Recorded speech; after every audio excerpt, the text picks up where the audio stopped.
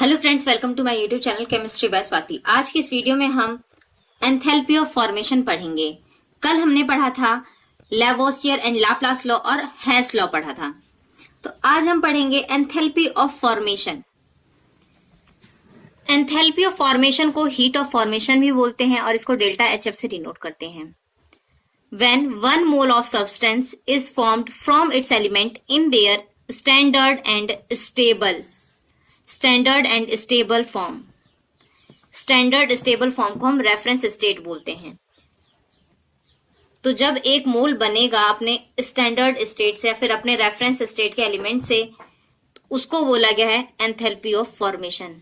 एक मोल बनेगा और किस एलिमेंट से बनेगा? अपने रेफरेंस स्टेट वाले एलिमेंट से बनेगा।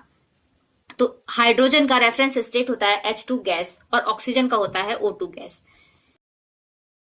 H2 gas plus half O2 gas gives H2O 1 मोल। वाटर का 1 मोल बन रहा है, इसलिए ये एंथैल्पी ऑफ फॉर्मेशन है। लेकिन अगर हम वहीं दूसरी रिएक्शन ले लें, एक half H2 plus half N2, half H2 plus half N2 plus 3/2 O2 gives HNO3। तो क्या ये एंथैल्पी ऑफ फॉर्मेशन है? हाइड्रोजन गैस में है, नाइट्रोजन भी यहाँ पर गैस की फॉर्म में और ऑक्सीजन भी गैस की फॉर्म में है, और HNO3 जो बना है ये 1 मोल बन रहा है। तो ये एंथैल्पी ऑफ फॉर्मेशन है, क्योंकि ये अपने रेफरेंस स्टेट वाले एलिमेंट से बना है। Hydrogen H2 gas, nitrogen N2 gas और ऑक्सीजन का भी O2 गैस, और 1 मोल बन रहा है, इसलिए एंथैल्पी ऑफ फॉर्मेशन है। एंथैल्पी ऑफ फॉर्मेशन निकालना है तो delta HF is equal to total enthalpy of formation of product minus total enthalpy formation of reactant. Golden key point, standard condition means अगर स्टैंडर्ड कंडीशन दे रखी है आपको तो प्रेशर 1 एटमॉस्फेयर, टेम्परेचर 298 केल्विन लेंगे।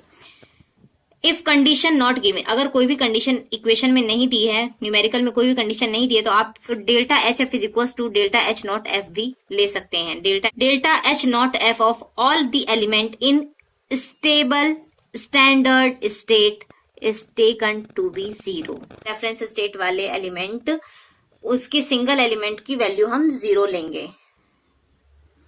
तो रेफरेंस स्टेट जैसे carbon के लिए कार्बन ग्रेफाइट, सल्फर के लिए S8 रोम्बिक, सल्फर रोम्बिक लेंगे। फॉस्फोरस के लिए P4 व्हाइट फॉस्फोरस, ऑक्सीजन के लिए O2 गैस, हाइड्रोजन के लिए H2 गैस, हाइड्रोजन के लिए H2 गैस, ब्रोमीन के लिए Br2 लिक्विड। और अगर कोई भी मेटल है तो मेटल सॉलिड में होगा, लेकिन मरकरी को छोड़कर। फॉर्मेशन रिएक्शन जो है वो एक्सोथर्मिक रिएक्शन भी हो सकती है और एंडोथर्मिक रिएक्शन भी हो सकती है। फॉर्मेशन रिएक्शन में भी एक्सोथर्मिक और एंडोथर्मिक। अब हम इस टॉपिक से रिलेटेड न्यूमेरिकल सॉल्व करेंगे। Question number 1, since enthalpy of element in their natural state is taken as 0, the value of delta HF of compound, delta HF की वैल्यू पूछी है। एंथैल्पी ऑफ फॉर्मेशन पूछा है। एंथैल्पी ऑफ फॉर्मेशन जो होता है exothermic भी होता है, एंडोथर्मिक भी होता है। मतलब कि डेल्टा H की जो वैल्यू होगी वो पॉजिटिव भी हो सकती है और नेगेटिव भी हो सकती है, इसलिए इसका आंसर 3rd हो जाएगा। Question number 2. The enthalpy of formation of ammonia at 298 Kelvin is given as delta H naught F is equals to इतना kilojoule per mole of NH3 gas. To which of the following equation does this value apply? तो इसमें पहला option दे रखा है enthalpy of formation निकालना है, तो पहला ऑप्शन दे रखा है half N2 plus 3/2 H2 gives NH3। तो नाइट्रोजन अपनी रेफरेंस स्टेट में, हाइड्रोजन रेफरेंस स्टेट में है, तो और क्या बन रहा है? 1 मोल बन रहा है NH3 का। तो ये हो जाएगा enthalpy of formation of ammonia, तो इसलिए इसका आंसर 1st हो जाएगा। सेकंड में बोला है N2 plus 3H2 gives NH3, लेकिन यहाँ नाइट्रोजन और हाइड्रोजन अपनी रेफरेंस स्टेट में नहीं है, इसलिए ये ऑप्शन गलत हो जाएगा। थर्ड में बोला है N2 plus 3H2 gives 2NH3, यहाँ पर अमोनिया के 2 मोल बनने हैं, तो 2 मोल के लिए फॉर्मेशन नहीं होता, हम एंथैल्पी ऑफ फॉर्मेशन 1 मोल के लिए निकालते हैं। फोर्थ ऑप्शन में है 1/2 N2 plus 3/2 H2 gives NH3। यहाँ पर नाइट्रोजन और हाइड्रोजन जो दे रखा है उससे क्या बन रहा है? NH3 लिक्विड, तो इसलिए ये ऑप्शन भी गलत हो जाएगा। Question number 3, which of the following equation represent the standard heat of formation. तो स्टैंडर्ड हीट ऑफ फॉर्मेशन बोला है तो कार्बन डायमंड में दे रखा है तो ये इक्वेशन ही गलत हो जाएगी एंथैल्पी ऑफ फॉर्मेशन के लिए। और carbon graphite plus H2 gas give CH4 gas, तो ये वाला आंसर सही हो जाएगा, सेकंड ऑप्शन करेक्ट हो जाएगा क्योंकि कार्बन अपने रेफरेंस स्टेट में, हाइड्रोजन भी रेफरेंस स्टेट में, और यहां पर क्या बन रहा है, इसी एलिमेंट से क्या बन रहा है, एक mole carbon graphite plus 2H2 gas give CH4, तो ये वाला ऑप्शन सही हो जाएगा क्योंकि यहाँ पर 1 मोल बन रहा है और कार्बन अपनी रेफरेंस स्टेट में है। कार्बन डायमंड्स थर्ड ऑप्शन में, तो ये वाला ऑप्शन भी गलत हो जाएगा क्योंकि कार्बन को ग्रेफाइट फॉर्म में लेना है, क्योंकि कार्बन की रेफरेंस स्टेट यहाँ पे ग्रेफाइट होगी एंथैल्पी ऑफ फॉर्मेशन में।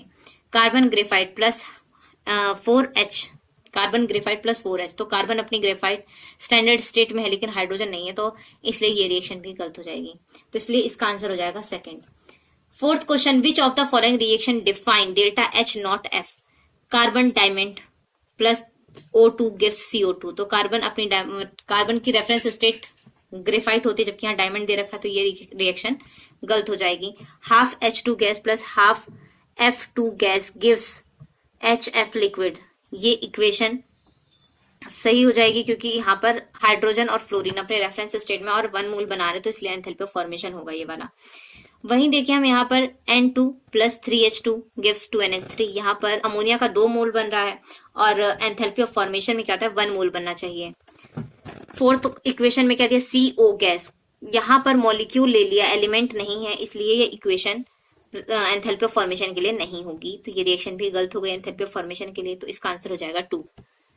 Question number 5, how much heat will be required at constant pressure to form इतने kilogram of CaC2 from CaO, calcium oxide and carbon. तो एंथैल्पी ऑफ फॉर्मेशन सबके लिए दे रखा है C।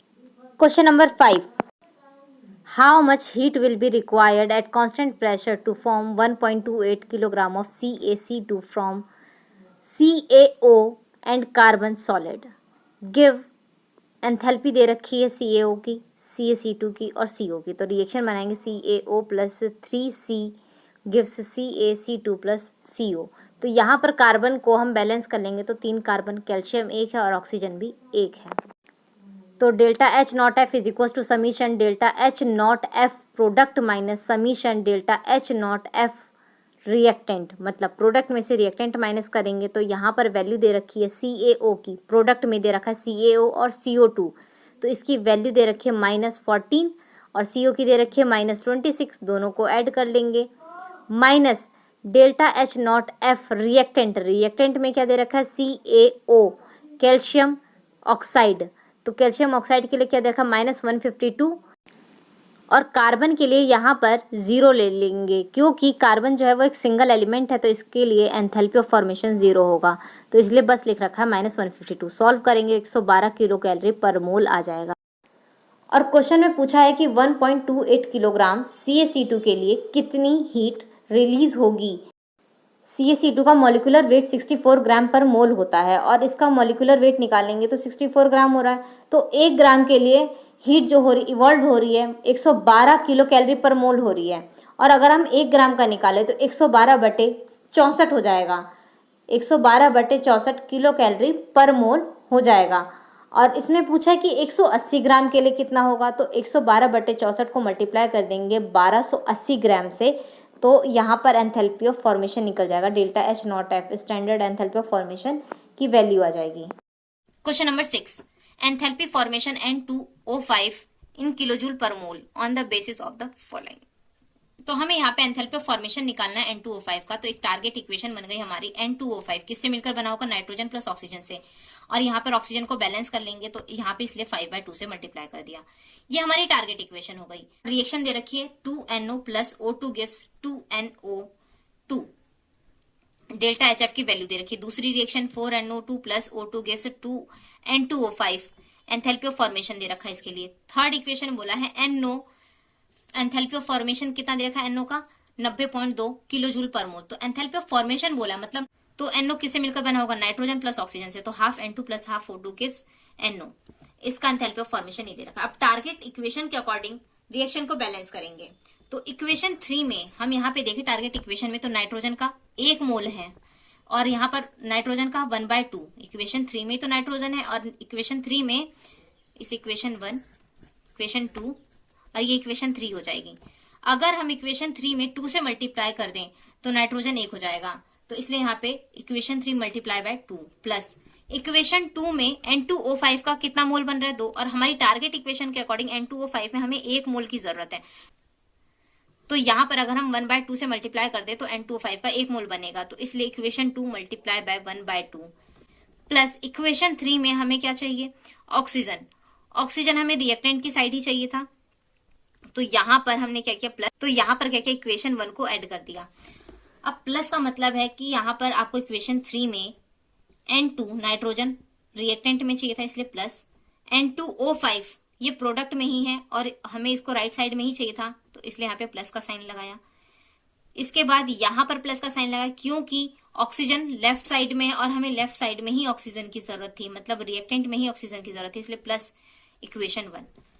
अब इक्वेशन को सॉल्व करेंगे, 2NO plus O2, third equation से स्टार्ट करते हैं, half N2 plus half O2 था, इसमें 2 से मल्टीप्लाई करेंगे इक्वेशन 3 में, तो क्या हो जाएगा 2 से मल्टीप्लाई करेंगे तो N2, यहाँ O2, तो इसलिए N2 plus O2 plus equation 2 में 1/2, इक्वेशन 2 में यहाँ पे 1/2 से मल्टीप्लाई करेंगे तो 2NO बनेगा, तो 2NO प्लस 1/2 O2 क्योंकि 1/2 से मल्टीप्लाई करें, प्लस इस इक्वेशन में डायरेक्ट इक्वेशन प्लस इक्वेशन 1 लिखा तो 2NO plus O2 gives equation 3 में, इस दोबारा स्टार्ट करेंगे, इक्वेशन 3 में क्या है 2 से मल्टीप्लाई किया तो 2NO प्लस इस इक्वेशन में 1/2 से मल्टीप्लाई किया, तो यहाँ पे अगर आप 1/2 से मल्टीप्लाई करो तो 2 से 2 कैंसिल आउट तो N2O5 बनेगा, प्लस इसमें डायरेक्ट ही इक्वेशन प्लस इक्वेशन 1 लिखा हुआ है तो 2NO2, इस इक्वेशन को बैलेंस करेंगे तो हमारी टारगेट इक्वेशन बिल्कुल सही आई है, N2 plus 5/2 O2 gives N2O5।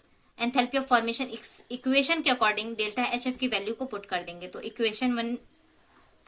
Equation 3 multiply by 2, equation 3 हमारी ये थी, इसमें मल्टीप्लाई कर देंगे 2 से प्लस 1/2 इक्वेशन 2 में हमारी वैल्यू डेल्टा HF की ये थी, प्लस इक्वेशन 3 में डेल्टा HF की वैल्यू ये है, इसको सॉल्व करेंगे तो 15.1 किलो जूल पर मोल आ जाएगा। ये हो गया answer. Question number 7, calculate delta H0 for reaction दे रखी है हमें, given that standard enthalpy of Fe2O3 and Al2O3 are इतना इतना किलो कैलोरी। रिएक्शन दे रखी है 2Al solid plus Fe2O3 gives 2Fe solid plus Al2O3। तो एंथैल्पी ऑफ रिएक्शन कैसे निकालेंगे, delta H0 R is equal to summation delta H0 F product minus summation delta H0 F reactant. तो product में Al2O3 के लिए कितनी value दे रखी है -399.1, तो -399.1। अब ये वाली वैल्यू तो हमने नहीं ली क्योंकि स्टैंडर्ड स्टेट में सिंगल एलिमेंट की जो वैल्यू होती है वो 0 होती है, तो इसलिए यहाँ पे 0 हो गया, माइनस अब रिएक्टेंट में Al2 ये भी एक सिंगल एलिमेंट है इसलिए इसकी वैल्यू भी 0 हो जाएगी, बचा Fe2O3 के लिए कितनी वैल्यू दे रखी है -196.5, तो ब्रैकेट में -196.5 सॉल्व करेंगे -202.6 किलो कैलोरी आ गया। Number 8, the heat of formation